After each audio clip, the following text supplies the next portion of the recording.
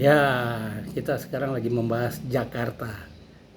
Jakarta ini dengan adanya undang-undang IKN ya, dan mau pindah ke Kalimantan Timur, artinya Jakarta bukan lagi ibu kota Jakarta. Ya. Nah, ini yang sekarang membuat juga situasi berubah. Ya. Jadi Jakarta ini sebelumnya ibu kota Jakarta, tahun 2020 itu terkena dampak yang paling berat pada saat pandemi ya, ditambah lagi kondisi perekonomian yang boleh dikatakan suram ya. Jadi beban pandemi itu negara mengeluarkan sekitar 1.000 triliun rupiah untuk bansos dan juga kesehatan ya, terutama terkait dengan vaksin dan juga peralatan lainnya. Jadi kalau kita lihat Jakarta ini jumlah penduduk sesuai dengan KTP Jakarta ya, KTP DKI itu sekitar 10,5 juta penduduk tuh, orang semua tuh. Ditambah lagi ada juga pendatang ya, pendatang pekerja musiman dari sekitar Jakarta seperti Bekasi, Tangerang, Depok, Bogor, maupun juga dari Jawa Tengah seperti Tegal, dan dari daerah Banten, Lampung, maupun juga dari Jawa Timur ya. Belum juga pendatang yang dari luar kota atau juga dari luar pulau provinsi ya. Seperti kalau kita lihat nih, Jakarta kan ada airport ya, Soekarno-Hatta. Itu 1 tahun bisa sekitar 1,5 sampai 1,8 juta pendatang atau penerbangan dari Jakarta maupun maksudnya masuk ke Jakarta, ke airport, maupun juga keluar Jakarta.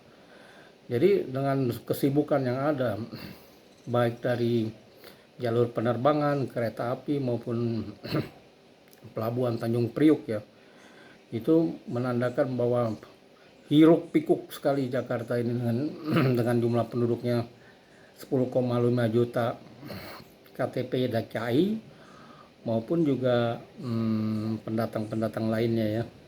Jadi demografinya ini sangat padat dan juga budaya yang berbeda-beda ya, membuat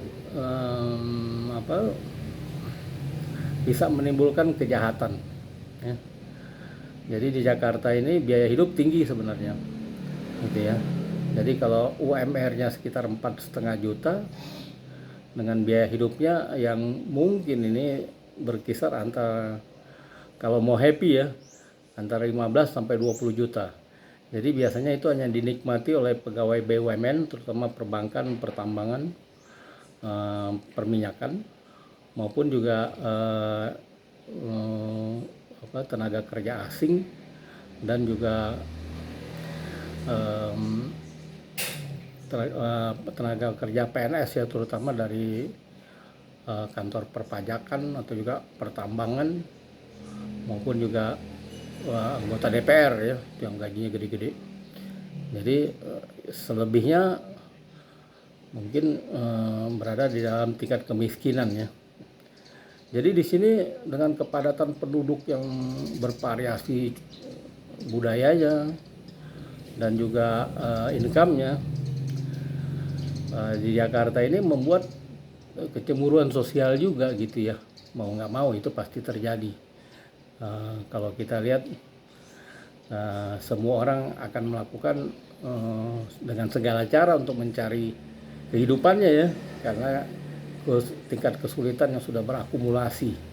Jadi macam-macam dilakukan, baik yang masih gray area, abu-abu, maupun juga koruptor, dan juga kejahatan-kejahatan lainnya, baik kejahatan kriminal maupun juga kejahatan seksual dan juga penipuan. Nah, ini banyak sekali di Jakarta gitu ya.